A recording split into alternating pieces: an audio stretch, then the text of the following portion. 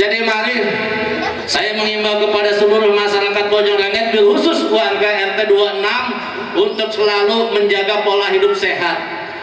Kalau nggak sembuh-sembuh, segera cepat berobat ke klinik swab. Jangan masyarakat takut buat swab, Pak, Bu. Sekarang mah masyarakat biar di swab nih positif. Kemudian kegiatan-kegiatan pesta dilarang, Bu. Yang boleh hanyalah acara ijab kabulnya, resepsi pernikahannya.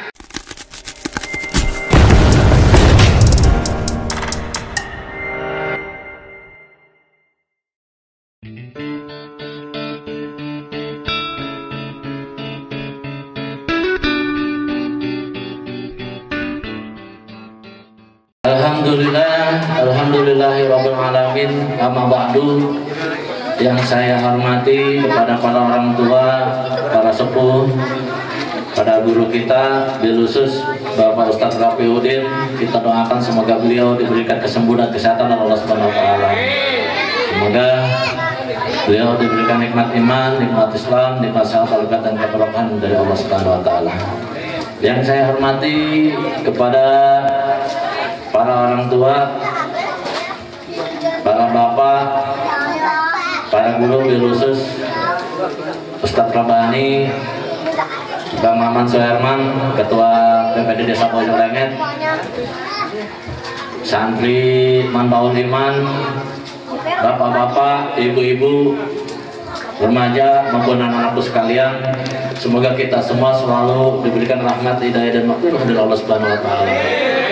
Puja dan puji syukur kita panjatkan kehadirat Allah Subhanahu wa taala. Alhamdulillah, di malam yang berbahagia ini kita masih diberikan nikmat iman, nikmat Islam, nikmat sehat walafiat dan panjang umur, sehingga kita masih bisa berkumpul bersilaturahim dalam rangka tasyakuran.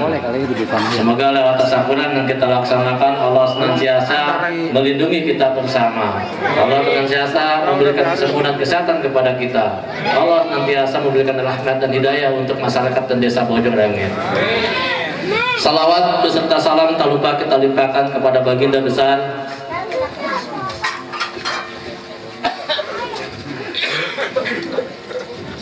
lupa saya gara-gara mantan sih. Salawat beserta salam tak lupa kita limpahkan kepada baginda besar Nabi Muhammad Sallallahu Alaihi Wasallam.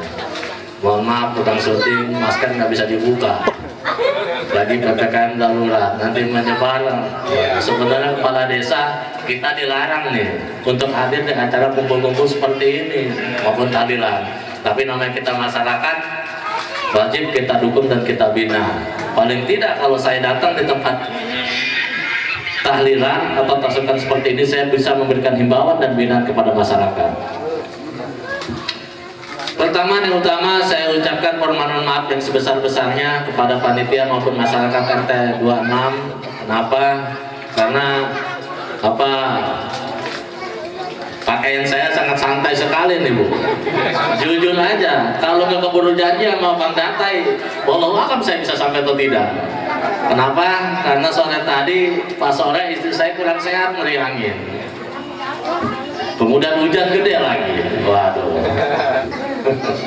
Tapi alhamdulillah saya masih bisa berkesempatan hadir di tempat yang mulia ini. Dan saya ucapkan juga ucapan ribuan terima kasih kepada masyarakat warga RT 26 yang sudah mau bekerja sama, yang sudah mau bergotong royong, yang sudah mau berbuat untuk masyarakat dan lingkungannya. Ini adalah satu bentuk ikhtiar kita sebagai umat bersyukur kepada Allah, memohon pertolongan dan perlindungan dari Allah Subhanahu wa taala. Ya, Bu. Kalau dulu masih lagi kecil suka ngeliat nih orang tua ngadain selamatan bumi di orang pengkolan. Baru di tahun ini nih saya lihat banyak nih masyarakat yang melakukan hal yang sama. Bukan kita percaya kepada tumpengnya atau percaya kepada orang terdahulu, tapi itu sebuah ikhtiar kita yang kita sebagai wujud syukur kita kepada Allah Subhanahu wa taala. Ya, Bu. Kemudian ada yang ingin saya sampaikan kepada seluruh masyarakat desa Bojonglenget terkait apa? terkait PPKM darurat yang telah ditetapkan oleh pemerintah tanggal 3 Juli sampai tanggal 20 Juli 2021.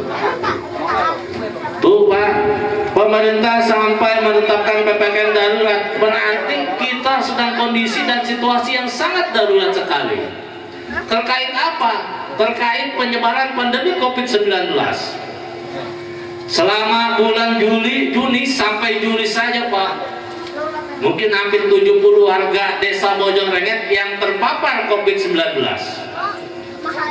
Itu belum termasuk masyarakat yang sakit, enggan untuk berobat, enggan untuk dites, dan enggan untuk lapor ke RT maupun RW setempat.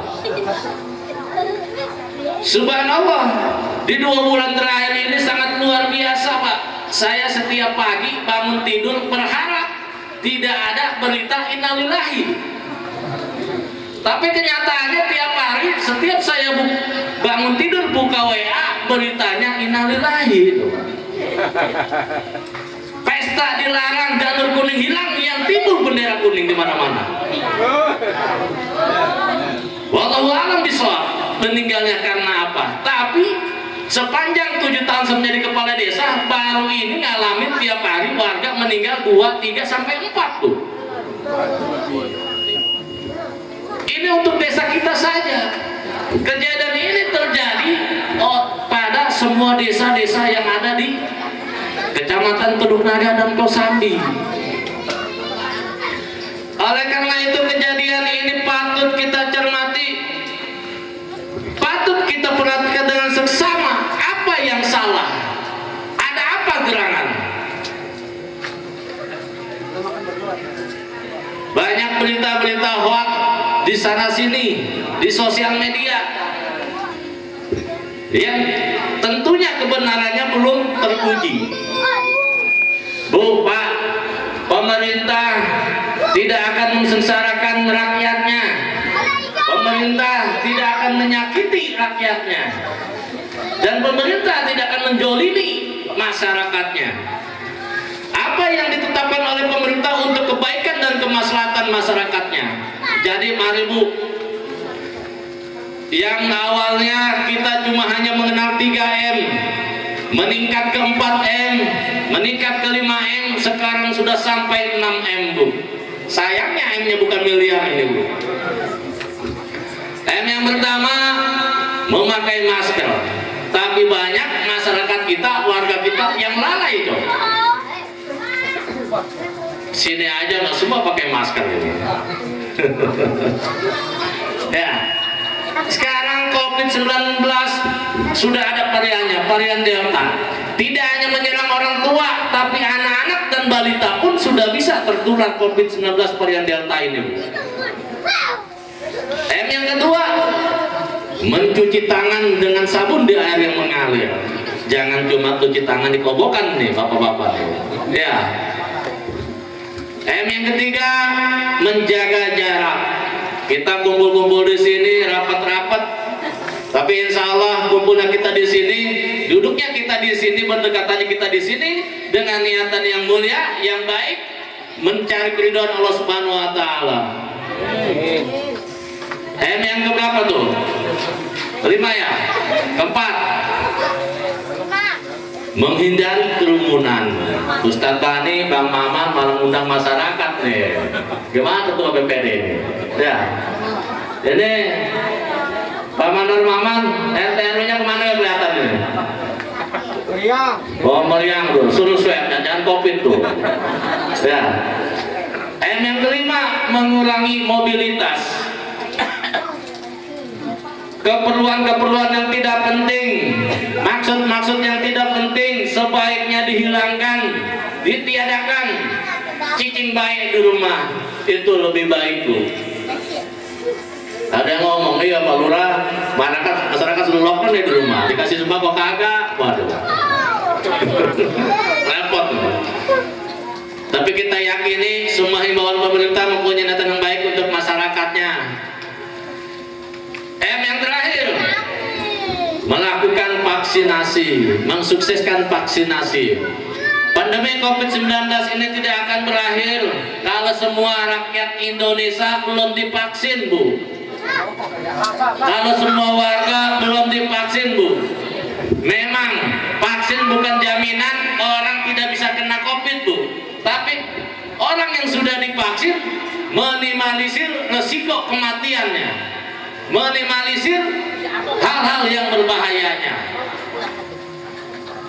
Banyak hoax, banyak berita yang mengabarkan habis vaksin mati, habis vaksin sakit. Bu, yang nyuntik vaksin dokter, bukan hansip, Bu. Sebelum disuntik ditanya dulu punya riwayat sakit apa, punya alergi apa, sedang melakukan pengobatan apa, dan lain-lainnya. Kalau memang dikira nggak sehat, hasil wawancara oleh dokter, dokter tidak akan nyuntik vaksin.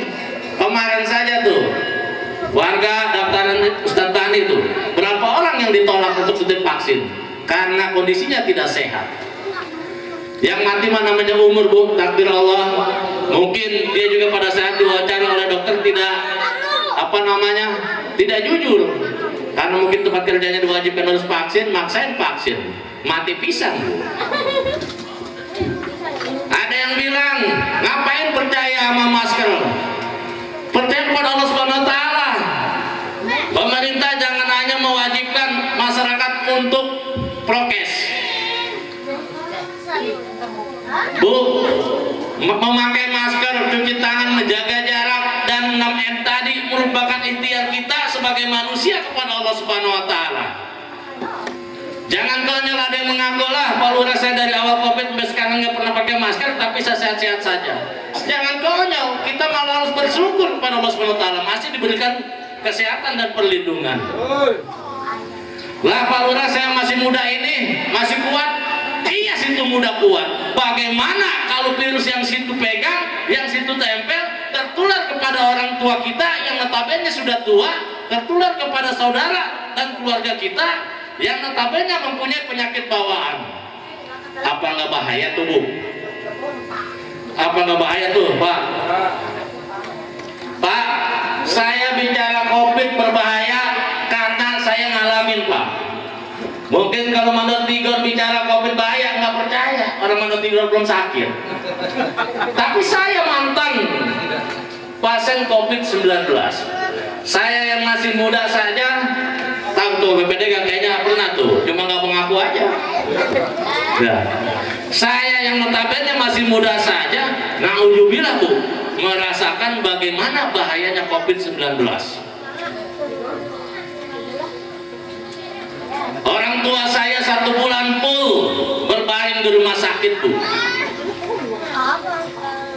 Wallahu alam kalau kita kurang berupaya dapat rumah sakit malam itu, kondisinya sudah sangat kritis sekali.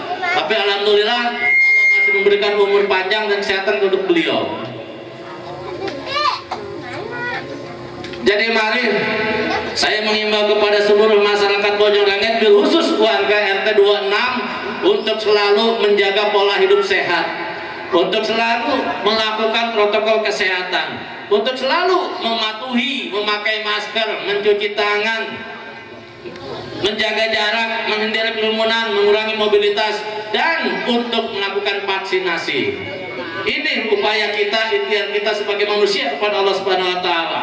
Hidup mati Allah yang menentukan, tapi kita sebagai manusia wajib berikhtiar. Jangan tahu di depan ada bom mau meledak tuh, kita parahin, dia mati. Konyol namanya itu. Ya. Biarin kalau orang lain yang nggak percaya adanya COVID, biarin kalau ada orang lain yang mencibir. Kita doakan saja orang itu selalu sehat, dilindungi oleh Allah Subhanahu wa Ta'ala. Kemudian dengan ditetapkannya PPKM darurat, semua aktivitas masyarakat dibatasi, semua kegiatan-kegiatan sosial masyarakat dibatasi. Apapun itu, termasuk kegiatan-kegiatan tahlil dibatasi. Secara aturan sebenarnya hanya 20 orang, tapi namanya kita orang kampung, bermasyarakat, tetangga banyak, saudara banyak, nggak mungkin tahlilan kita larang.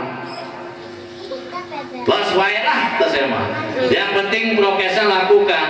Yang datang pakai masker atau tuan rumahnya siapin masker. Tapi untuk masyarakat, untuk warga yang memang merasa tidak sehat, yang merasa kurang fit, sebaiknya nggak usah menangga dulu, nggak usah bermasyarakat dulu, diem dulu di rumah, minum obat, istirahat cukup, kalau udah sembuh baru bermasyarakat lagi. Kalau nggak sembuh-sembuh, segera cepat berobat ke klinik, swab. Jangan masyarakat takut buat swab, Pak, Bu. Sekarang mah masyarakat biar di swab nih positif, itu udah nggak wajib dibawa ke rumah sakit. Rumah sakit juga penuh, nggak ketampung. Sekelas mitra usaha aja udah waiting list dong.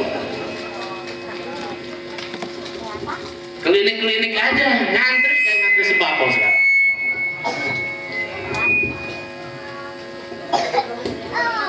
Kemudian kegiatan-kegiatan pesta dilarang, Bu. Yang boleh hanyalah acara ijab kabulnya, resepsi pernikahannya, itu pun dibatasi. Tidak boleh lebih dari 25 orang. Dan nggak boleh menyediakan makanan makan di tempat seperti ini. Nyunat boleh nyunatin. Yang nggak boleh adalah pestanya, resepsinya. Bu, sekarang maksain mau pesta juga buat apa? Masyarakat tetangga kita bisa makan aja udah alhamdulillah. Boro-boro mikirin kondangan. Apalagi kondangan apa pestanya dapat minjem sama tukang pelampang. Waduh, Bu, calon kebelangsang. Ya, sebaiknya ditunda dah rencana-rencana kegiatan-kegiatan yang ada di masyarakat, pesta maupun apapun itu yang bersifatnya berkerumun, sebaiknya ditunda. Kecuali tahlilan. Tahlilan masih dapat kewajaran dari Kapolsek.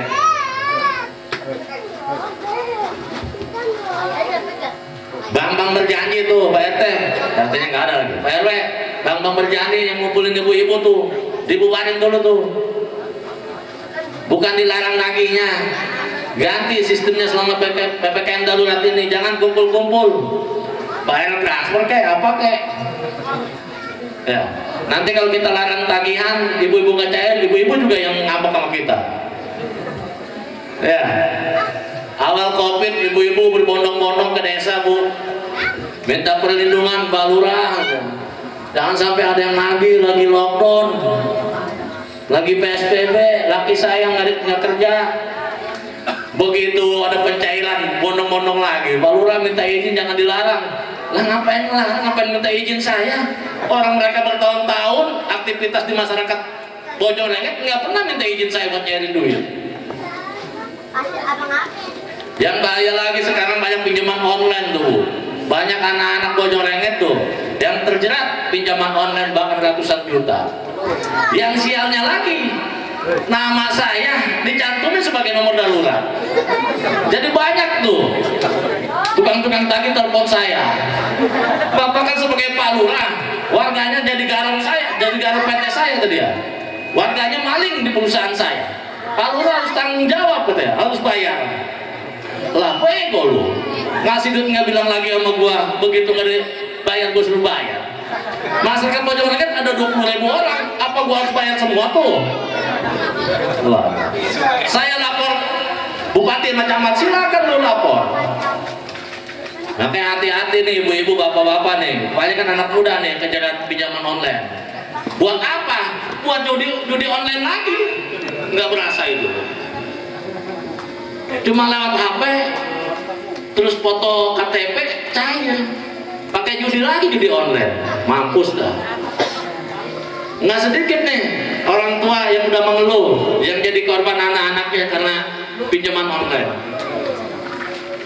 Ya saya bukan melarang minjemnya, Bu. Setiap manusia juga punya kebutuhan, termasuk saya. Sama, saya juga punya utang. Tapi marilah kita bersikap bijak untuk usaha kita memenuhi kebutuhan kita. Hal-hal yang tidak penting, tidak perlu, jangan dilakukan. Warung-warung sebenarnya tidak boleh lebih dari jam 8. Kita malam dulu masih di dalam kampung. Yang di luar-luar mah kampung lain apa ditertibin setiap malam. Warung-warung siapin di depannya tempat cuci tangan, Jadi warga orang yang mau belanja suruh cuci tangan dulu. Yang penting kita ikhtiar, usaha. Jangan sampai kita menyesal apa yang terjadi terhadap kita dan keluarga kita. Lebih baik mencegah daripada mengobati, Bu.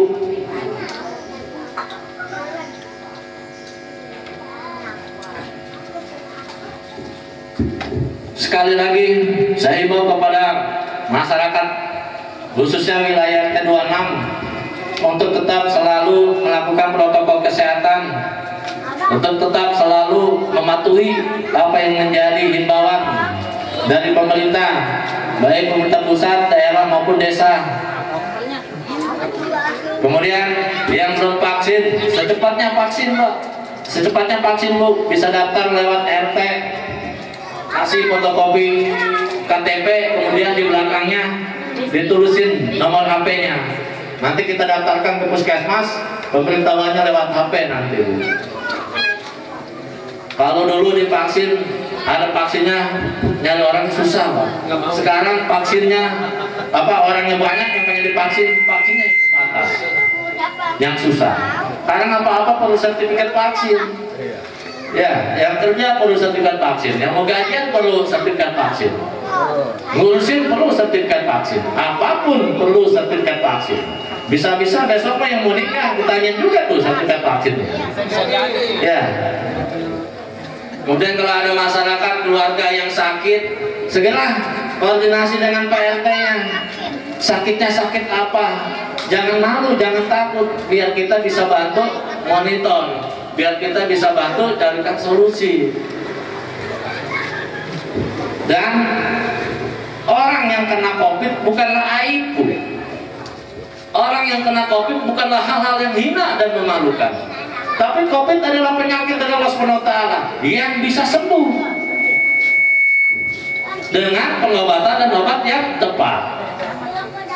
Iya, kalau anak muda mah positif juga, dengan istirahat, minum vitamin bisa sembuh.